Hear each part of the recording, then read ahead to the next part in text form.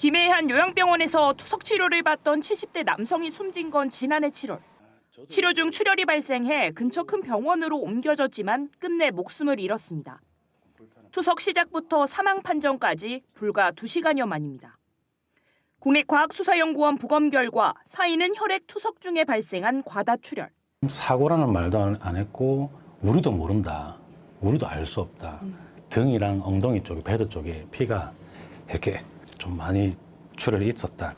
유가족들은 사고 5일 전 투석 때도 호수가 빠진 적이 있었고 사고 당일에는 투석 중 이상을 알리는 경고음이 울렸는데도 의료진이 오히려 경고음을 꺼버려 제대로 대응했다면 충분히 막을 수 있는 사고였다고 주장합니다. 기계에 알람이 울렸는데 이제 환자의 이제 무슨 문제가 생기니까 주무시는 줄 알고 꺼버렸다더라고요.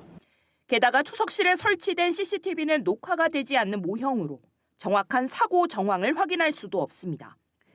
유가족들은 다른 병원에서 투석 치료를 받을 땐 혈압 등을 확인하고 기록에 남겼지만 이 요양병원 간호 기록에는 투석 시간과 전후 몸무게만 남기는 등 진료 자체가 부실했다고 이야기합니다.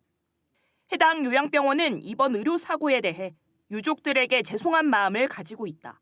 다만 재판 중이라 답변이 곤란하다라는 입장을 밝혔습니다. 경찰은 지난 4월 투석 담당 간호사를 업무상 과실치사 혐의로 검찰에 송치해 재판이 시작됐습니다.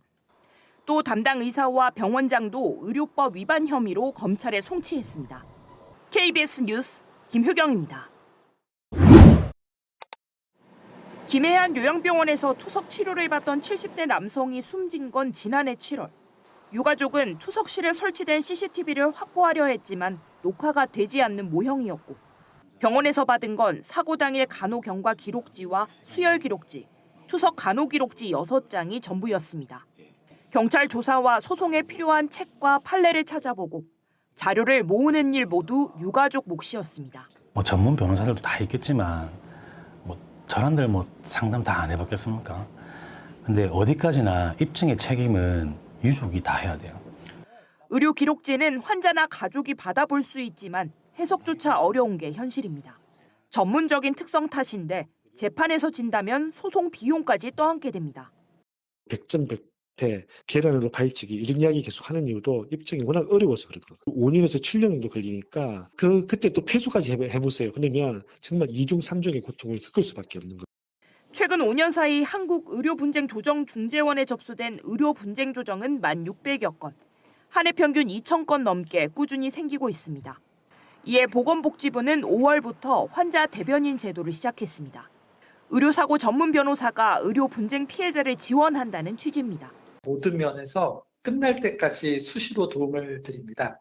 현재 사망, 의식불명, 중증장애 발생권에서 대변인을 지정하고 있는데요. 단계적으로 이 지원 대상을 늘릴 수 있다면 더 좋을 것 같습니다.